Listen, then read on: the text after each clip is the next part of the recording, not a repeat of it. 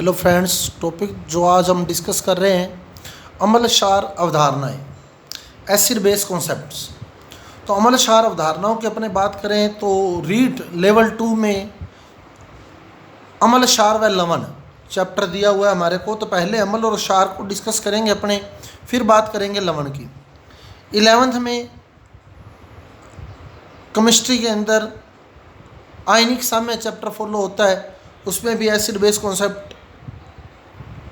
और फिर अब क्लास 10th में भी हल्की फुल्की बात अमल क्षार अवधारणाओं की हुई है, ज़्यादा तो नहीं। क्लास 10th में भी एसिड और बेस का चैप्टर है, उसमें भी एसिड बेस कॉन्सेप्ट क्लियर किए हुए हैं थोड़े बहुत। और पीएच जो है वो 10th में भी है और इसी में अपने पीएच भी पढ़ेंगे। हालांकि रीड लेवल 2 में अमल क्षार और लवण चैप्टर है, तो उसमें कई बार अपने सोचते हैं कि शायद पीएच छोड़ दें, लेकिन पीएच जो है वो अमल और क्षार से रिलेटेड एक पैमाना, पीएच पैमाना, जो ये बताता है कि कोई विलेन अम्लीय है या क्षारीय है, इसलिए हम उसे छोड़ नहीं सकते।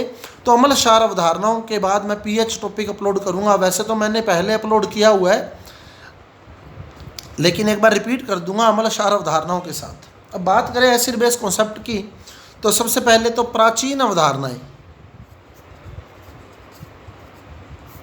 जो अमल और क्षार की प्राचीन अवधारणाएं थी, अमल और क्षार। तो अमल जो होते हैं उनका स्वाद जो होता है वो खट्टा होता है। तो प्राचीन अवधारणा में कहा जाता है जिनका स्वाद खट्टा है वो अमल है, और जिनका स्वाद कड़वा है वो क्षार है। क्षार का स्वाद कड़वा, ये प्राचीन अवधारणा है। फिर अमल जो है वो नीले लिटमस को लाल कर देते हैं, अमल नीले लिटमस को लाल कर देते हैं, ब्लू लिटमस को रेड कर देते हैं, और क्षार जो होते हैं वो रेड लिटमस को ब्लू कर देते हैं। याद रखने का तरीका बता देता हूँ। अनिल, अनिल, ऐसे अमल, नी से नीला, ल से लाल। तो अमल जो होता है वो नीले लिटमस को लाल कर देता है, अनिल याद रख लें। तो ऐसे अमल हो जाएगा, नी से नीला हो जाएगा, ल से लाल हो जाएगा। तो अमल नीले लिटमस को लाल कर देता है, ब्लू लिटमस को रेड कर देता है। और फिर अमल जो होता है वो क्षार को उदासीन करता है, ये क्षार को उदासीन करता है, और क्षार जो होता है वो अमल को उदासीन करता है। यानी अमल क्षार के प्रभाव को समाप्त कर देता है और क्षार अमल के प्रभाव को समाप्त कर देता है। और ये विद्युत का चालक है, यानी इसमें धारा प्रवाहित हो सकती है और इसमें भी धारा प्रवाहित हो सकती है। तो दोनों ही विलेन विद्युत के चालक होते हैं। तो ये प्राचीन अवधारणाएं थी। अमल जो होते हैं वो स्वाद में खट्टे होते हैं, नीले लिटमस को लाल करते हैं, क्षार को उदासीन करते हैं और विद्युत के चालक होते हैं। ऐसे ही क्षार स्वाद में कड़वे होते हैं, लाल लिटमस को नीला करते हैं, अमल को उदासीन करते हैं और विद्युत के चालक होते हैं। फिर आई नवीन अवधारणाएं या आधुनिक अवधारणाएं, modern concept of acid base. आधुनिक अवधारणाएं, तो आधुनिक अवधारणाएं जो थी उसमें आरएनएस कॉन्सेप्ट, आरएनएस अवधारणा,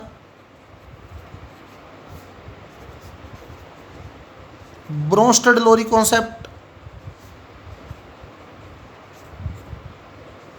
ब्रोंस्टेड लोरी अवधारणा, और लुईस कॉन्सेप्ट, लुईस अवधारणा। तो ये तीन नवीन या आधुनिक अवधारणाएं हैं ये एसिड बेस की। आरएनएस अवधारणा, ब्रोंस्टेड लोरी अवधारणा और लुईस अवधारणा, जिनको हम डिस्कस करेंगे पूरा अमल क्षार अवधारणाओं के अंदर।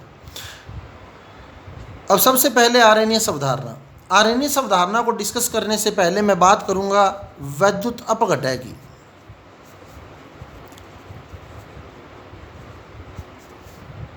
एक तो होता है वैद्युत अपघटय और एक होता है वैद्युत अनअपघटय।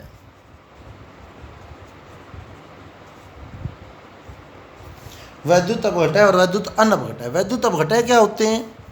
जो जलीय विलयन में आयनों में टूट जाते हैं। जैसे NaCl है, अगर NaCl को मैं जल में डालता हूँ, पानी में डालता हूँ, तो ये Na+ और Cl- आयनों में वियोजित हो जाता है। तो वे यौगिक जो जलीय विलयन में अपने आयनों में वियोजित हो जाते हैं वैद्युत अपघटय कहलाते हैं। जो भी यौगिक अपने आयनों में वियोजित हो जाएगा जलीय विलयन में वो वैद्युत अपघटय है, और जिनके आयन नहीं होते वो वैद्युत अनअपघटय होते हैं। वैद्युत अनअपघटय जैसे ग्लूकोज है C6H12O6, तो पानी में डालें तो कोई आयन नहीं देगा ये। ऐसे ही यूरिया है NH2CONH2, इसको अगर पानी में डालें तो ये भी कोई आयन नहीं देगा, तो ये वैद्युत अनअपघटय हैं। तो वैद्युत अपघटय वो होता है जो जलीय विलयन में अपने आयनों में वियोजित हो जाता है, और वैद्युत अनअपघटय वो होते हैं जो आयन नहीं देते जल के अंदर। अब वैद्युत अपघटयों की बात करें तो वैद्युत अपघटय दो प्रकार के होते हैं,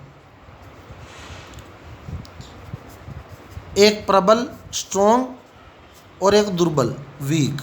इंग्लिश में इसको इलेक्ट्रोलाइट और इसको नॉन इलेक्ट्रोलाइट बोलते हैं। ये इलेक्ट्रोलाइट हैं, ये नॉन इलेक्ट्रोलाइट हैं।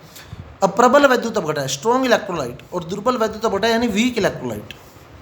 प्रबल विद्युत अपघटय वो होते हैं जो जल में 100% वियोजित हो जाते हैं या 100% आयनित हो जाते हैं, जिनको जब हम जल में घोलते हैं तो इनका जो वियोजन होता है वो 100%, यानी जितने भी अणु हम इसके पानी में डालेंगे वो सारे के सारे अणु अपने आयनों में टूट जाएंगे। यानी इनके जो वियोजन की मात्रा होती है अल्फा = 100%, या हम कह दें 1, क्योंकि 100% यानी 100/100% हटाएंगे तो अपॉन में 100/100 1 आ जाएगा, तो अल्फा जो होता है वो 1 होता है। तो वो प्रबल विद्युत अपघटय होते हैं जो 100% वियोजित हो जाते हैं, जिनके लिए आयनन की मात्रा जो है वो 100% यानी 1 होती है। और दुर्बल विद्युत अपघटय वो होते हैं, वीक इलेक्ट्रोलाइट वो होते हैं जो अल्प वियोजित होते हैं, पार्शली डिसोशिएट होते हैं, अल्प वियोजित होते हैं, यानी इनके आयनन की मात्रा जो होती है वो <100% होती है। 10% हो सकती है, 20% हो सकती है, 5% हो सकती है, लेकिन 100% से कम रहेगी, यानी अल्फा = 1, अल्फा = 1, वो दुर्बल विद्युत अपघटय होते हैं। तो विद्युत अपघटय क्या है? जो जल में अपने आयनों में टूट जाता है वो विद्युत अपघटय होता है। विद्युत अनअपघटय कोई आयन नहीं देता है। विद्युत अनअपघटय जो होता है वो जलीय विलयन में आयन नहीं देता है। अब वैद्युत अपघटय जो होते हैं वो दो प्रकार के होते हैं, एक प्रबल और एक दुर्बल, एक स्ट्रॉन्ग और एक वीक। स्ट्रॉन्ग वो होते हैं जो 100% वियोजित होते हैं, और दुर्बल वो होते हैं जो अल्प वियोजित होते हैं। NaCl एक स्ट्रॉन्ग इलेक्ट्रोलाइट है, NaCl जो है वो एक स्ट्रॉन्ग इलेक्ट्रोलाइट है। और वहीं अपने बात करें एसिटिक एसिड जो है वो एक वीक इलेक्ट्रोलाइट है। एसिटिक एसिड एक एक एग्जाम्पल यहाँ मैंने दिया है आपको, अभी अपने आगे डिस्कस करेंगे तो फिर क्लियर करेंगे अपने इसको। तो वैद्युत अपघटय जो होता है वो आयनों में टूटता है। अब वैद्युत अपघटय या इलेक्ट्रोलाइट जो है वो दो प्रकार के हैं, प्रबल यानी स्ट्रॉन्ग और दुर्बल यानी वीक। स्ट्रॉन्ग इलेक्ट्रोलाइट और वीक इलेक्ट्रोलाइट, प्रबल वैद्युत अपघटय और दुर्बल वैद्युत अपघटय। प्रबल वैद्युत अपघटय वो है जो जलीय विलयन में 100% वियोजित होता है, यानी मैं जितने भी आयन इसके पानी में डालूँ, जितने भी यौगिक पानी में डालूंगा, जितने भी अणु पानी में डालूंगा वो सारे के सारे वियोजित होंगे। और दुर्बल विद्युत अपघटय जो होते हैं वो अल्प वियोजित होते हैं, यानी अगर मैं 100 अणु पानी में डालूंगा तो 5, 7, 10, 20 इतने ही टूटेंगे, बाकी के टूटेंगे नहीं। क्लियर? अब बात करें हम आरएनएस अवधारणा की। आरएनएस अवधारणा से पहले मैंने चर्चा की है आपके साथ वैद्युत अपघटयों की। अब बात करें हम आरएनएस अवधारणा की।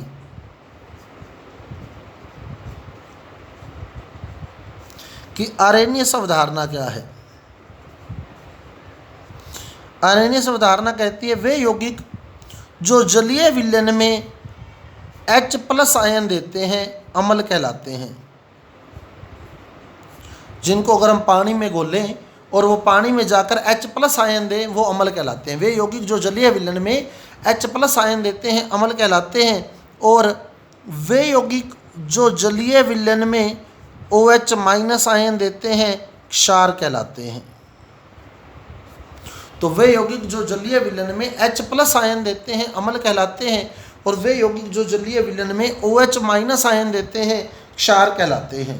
अब सबसे बड़ी बात यह है कि आरएनएस अवधारणा में जल की उपस्थिति आवश्यक है, विलयन जलीय ही होना चाहिए। तो वे यौगिक जो जलीय विलयन में H+ आयन देते हैं वे अम्ल कहलाते हैं, और जो जलीय विलयन में OH- आयन देते हैं वो क्षार कहलाते हैं। और आरएनएस की अवधारणा ही उदासीनीकरण अभिक्रिया को क्लियर करती है, क्योंकि उदासीनीकरण अभिक्रिया हम कहते हैं कि अम्ल और क्षार क्रिया करके लवण और जल बनाते हैं, वो उदासीनीकरण अभिक्रिया है।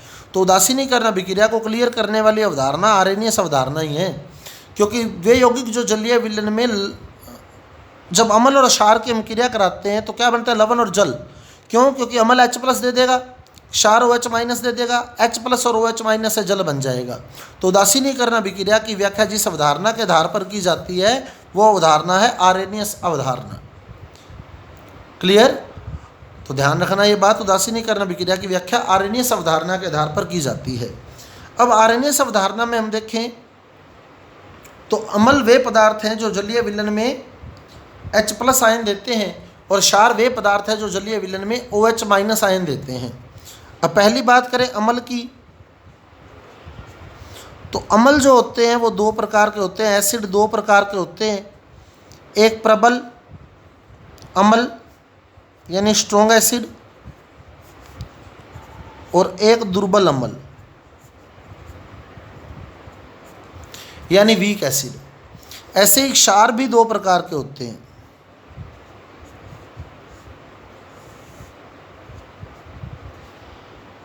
एक प्रबल क्षार यानी स्ट्रॉन्ग बेस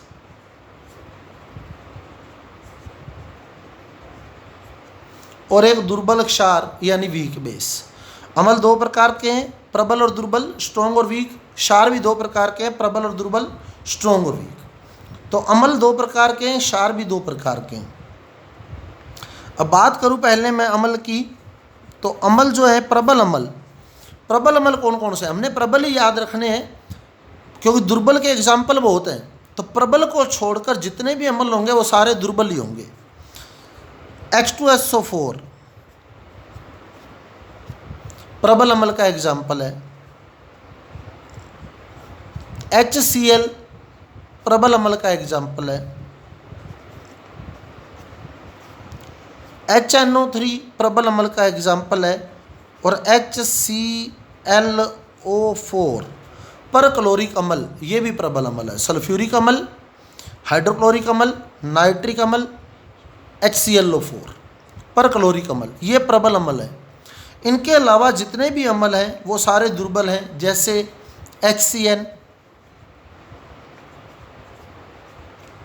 HCN दुर्बल है, एसिटिक अम्ल दुर्बल है, फार्मिक अम्ल दुर्बल है, कार्बोनिक अम्ल दुर्बल है। तो ये दुर्बल अम्ल है। मेन अपने को प्रबल अम्ल के एग्जाम्पल ध्यान रखने हैं, H2SO4, HCl, HNO3, HClO4 ये प्रबल अम्ल है और बाकी अम्ल दुर्बल अम्ल है। अब इनसे क्वेश्चन कैसे निकलेगा उदासीनीकरण अभिक्रिया से, वो आपको मैं क्लियर करूँगा अभी रीट में या जेट के एग्ज़ाम में जब हम बैठते हैं। अभी जेट का एग्ज़ाम भी होना है, फार्म चल रहे हैं जेट के एग्ज़ाम के भी, और रीट का एग्ज़ाम भी आगे बताया जा रहा है बहुत जल्दी। रीट का एग्ज़ाम भी सितंबर में, जैसा कि हमारे माननीय शिक्षा मंत्री ने घोषणा की है कि सितंबर में रीट का एग्ज़ाम लिया जाएगा। तो उसमें भी अम्ल, क्षार और लवण चैप्टर है। तो लवण जो है वो उदासीनीकरण अभिक्रिया से बनता है अम्ल और क्षार की। तो वो लवण कौन कौन से होते हैं वो अब अपने डिस्कस करेंगे आर्रेनियस अवधारणा के साथ ही, आर्रेनियस अवधारणा के साथ ही क्लियर कर लेंगे अपने, क्योंकि उदासीनीकरण की व्याख्या ही इसी अवधारणा से की जाती है। तो अपने उदासीनीकरण अभिक्रिया भी यहीं डिस्कस करेंगे। अब बात आती है प्रबल क्षार की। तो प्रबल क्षार जो मेनली हम डिस्कस करते हैं, NaOH प्रबल क्षार है, KOH प्रबल क्षार है। इसके अलावा चतुष्क अमोनियम लवण जो होते हैं वो भी प्रबल क्षार होते हैं।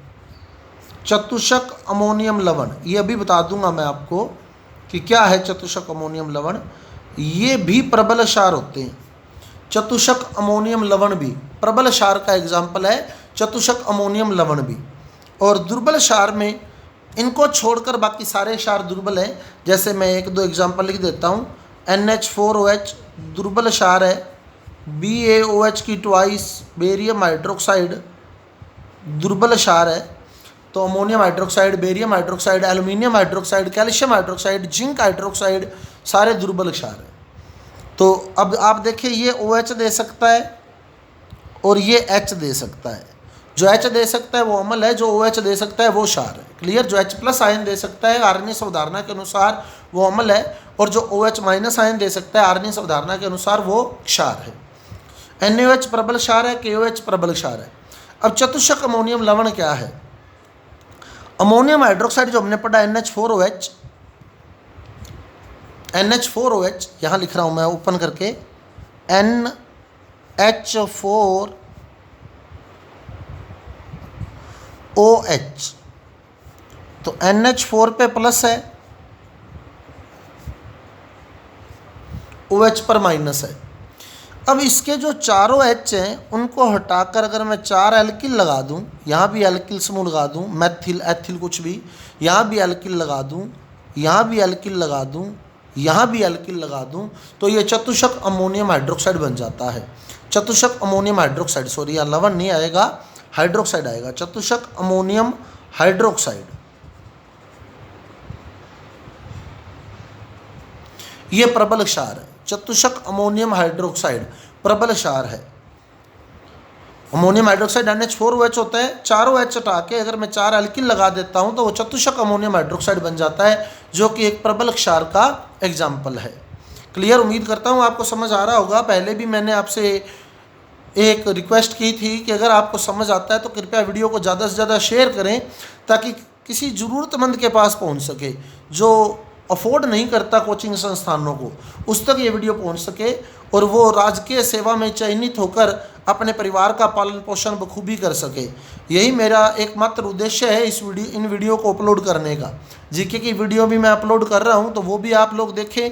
केमिस्ट्री के वीडियो भी आपको मैं टाइम टू टाइम अवेलेबल करा रहा हूँ, उन्हें भी देखें।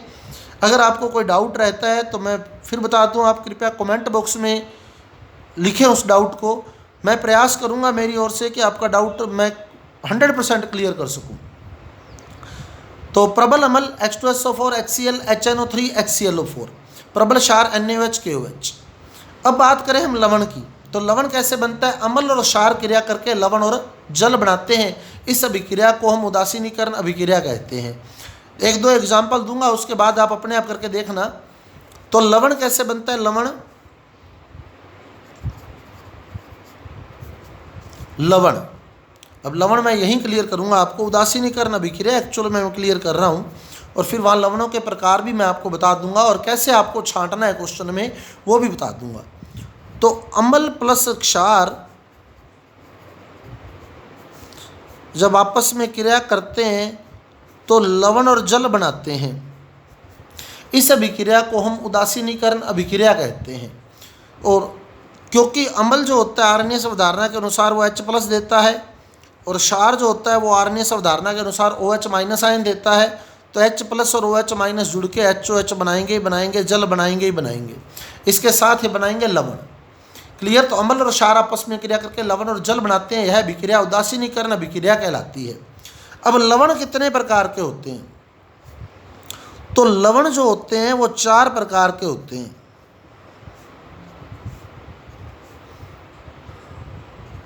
लवण 4 प्रकार के होते हैं, क्योंकि अम्ल 2 प्रकार के हैं। देखें, अम्ल 2 प्रकार के हैं, प्रबल अम्ल और दुर्बल अम्ल। और क्षार भी 2 प्रकार के हैं, प्रबल क्षार और दुर्बल क्षार। क्षार भी 2 प्रकार के हैं, प्रबल क्षार और दुर्बल क्षार। क्लियर? तो लवण कैसे बनेगा अम्ल और क्षार की क्रिया से? तो प्रबल अम्ल जो है वो प्रबल क्षार से क्रिया कर सकता है, और प्रबल अम्ल दुर्बल क्षार से भी क्रिया कर सकता है। तो 2 लवण तो यहाँ बन गए, प्रबल अम्ल और प्रबल क्षार से बना लवण, प्रबल अम्ल और दुर्बल क्षार से बना लवण। क्लियर? प्रबल अम्ल प्रबल क्षार से बना लवण, प्रबल अम्ल दुर्बल क्षार से बना लवण। और 2 लवण यहाँ बन जाएंगे, दुर्बल अम्ल और प्रबल क्षार से बना लवण, दुर्बल अम्ल और दुर्बल क्षार से बना लवण। तो 4 प्रकार के लवण हो गए। कौन कौन से? प्रबल अम्ल प्रबल क्षार का लवण, प्रबल अम्ल दुर्बल क्षार का लवण, दुर्बल अम्ल प्रबल क्षार का लवण, दुर्बल अम्ल दुर्बल क्षार का लवण। तो लवण 4 प्रकार के हो गए। कौन कौन से? एक तो strong acid, strong base, strong acid, strong base, strong acid, strong base. दूसरा स्ट्रॉन्ग एसिड, वीक बेस। तीसरा वीक एसिड, स्ट्रॉन्ग बेस यानी दुर्बल अम्ल प्रबल क्षार। और चौथा वीक एसिड, वीक बेस। तो लवण जो होते हैं वो 4 प्रकार के होते हैं। प्रबल अम्ल प्रबल क्षार से बना लवण, प्रबल अम्ल दुर्बल क्षार से बना लवण, दुर्बल अम्ल प्रबल क्षार से बना लवण, दुर्बल अम्ल दुर्बल क्षार से बना लवण।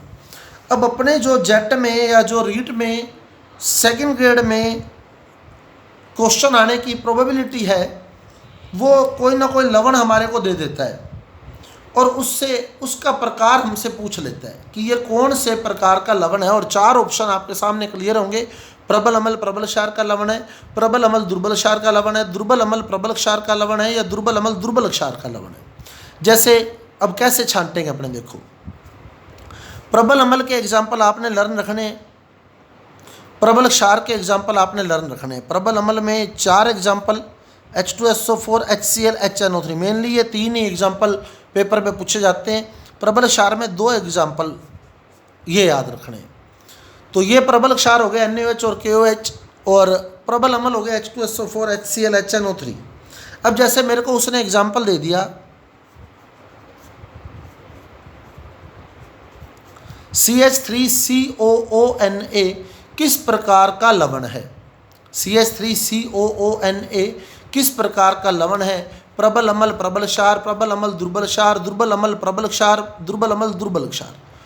अब अगर सीधा आइडेंटिफाई नहीं हो पा रहा है मेरे से, तो मैं इसमें जल जोड़ के देख लूँ, जल जोड़ के देख लूँ, क्लियर हो जाएगा मेरे को। तो जल जो है वो Na पे क्या चार्ज है, प्लस, इस पे माइनस। Na पे प्लस होता है, CH3COO पे माइनस हो गया, तो यहाँ H जुड़ेगा और यहाँ OH जुड़ेगा। तो यहाँ मेरे को स्पष्ट दिख जाएगा, एक तो है CH3COOH यानी अम्ल दुर्बल है, क्योंकि प्रबल अम्ल 3 ही थे, HCl H2SO4 HNO3, और प्रबल क्षार 2 थे, एक NaOH और एक KOH। तो NaOH प्रबल क्षार हो गया, ये दुर्बल अम्ल हो गया, यानी ये दुर्बल अम्ल और प्रबल क्षार का लवण है, वीक एसिड स्ट्रॉन्ग बेस का साल्ट है।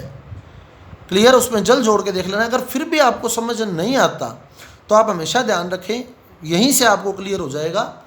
अम्ल क्या होता है, जो H+ देता है। तो अगर ये H+ देता तो फिर क्या बचता, Cl- बचता, Cl बचता। ये H दे देता तो SO4 आता, SO4-2 होता है वैसे तो, पर अपने SO4 याद रख लें। और अगर ये H दे देता तो NO3 आता।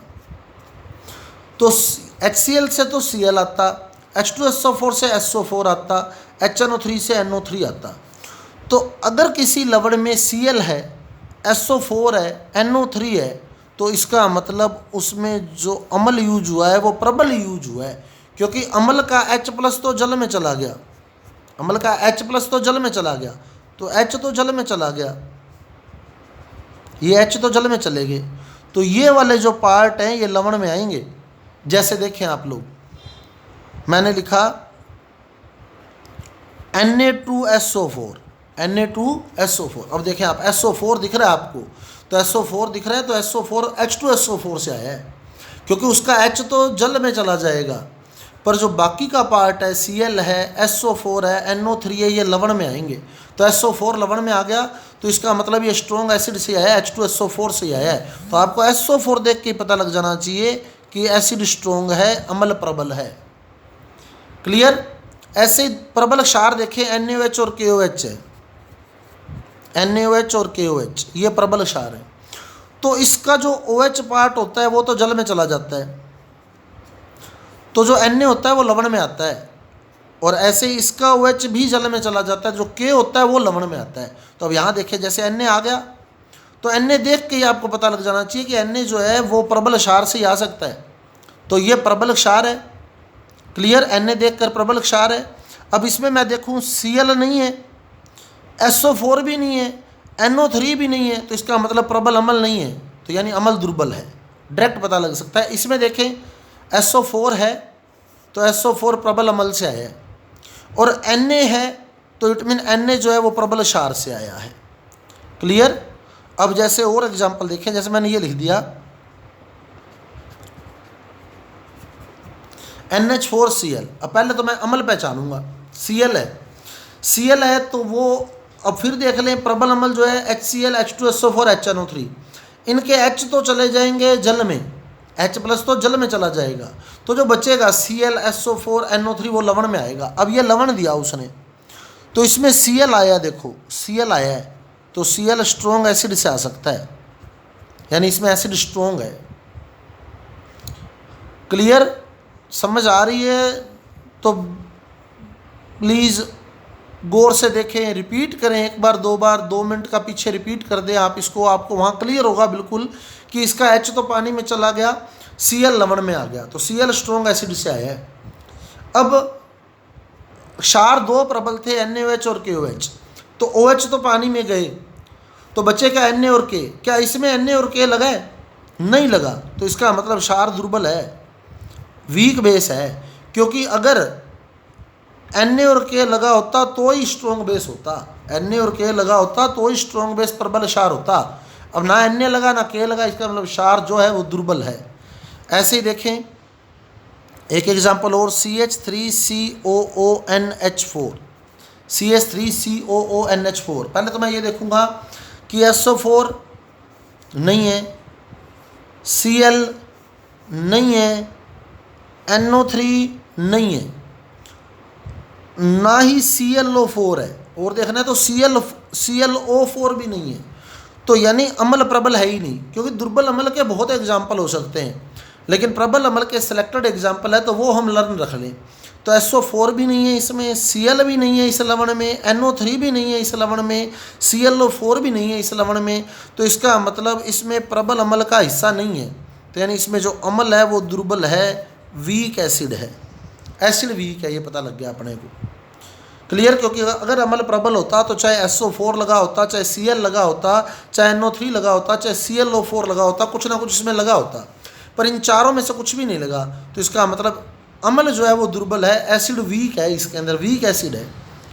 अब प्रबल क्षार में देखें तो OH तो पानी में चला जाएगा, तो Na लवण में आएगा, पर इसमें Na लगा है? नहीं लगा, K भी नहीं लगा, तो ना तो इसमें Na लगा ना ही इसमें K लगा, इसका मतलब इसमें क्षार भी प्रबल नहीं है, तो इसमें क्षार भी दुर्बल है, वीक बेस है। तो ये वीक एसिड और वीक बेस का साल्ट है। इस प्रकार से हम लोग जो है वो आराम से लवण पहचान सकते हैं कि किस में कौन सा एसिड और कौन सा बेस यूज हुआ है। जनरली हमारे को क्वेश्चन दे देता है, जैसे अगला क्या देगा, KCN किस प्रकार का लवण है। तो अब अपने पहले तो अम्ल पहचानना है कि इसमें अम्ल कौन सा है। SO4 नहीं है, Cl नहीं है, NO3 नहीं है, ClO4 भी नहीं है, यानी इसमें अम्ल प्रबल नहीं है, तो अम्ल दुर्बल है इसमें, एसिड तो वीक है, इसमें वीक एसिड है। अब Na नहीं है लेकिन K है, तो इसका मतलब बेस स्ट्रोंग है इसके अंदर, तो वीक एसिड स्ट्रोंग बेस का साल्ट है। ये आराम से पहचान आ जाता है, थोड़ी प्रैक्टिस करने की ज़रूरत है। अगर आपको मेरा वीडियो अच्छा लगा है तो कृपया लाइक ज़रूर करना, आगे शेयर भी करना और मेरे चैनल को सब्सक्राइब करना।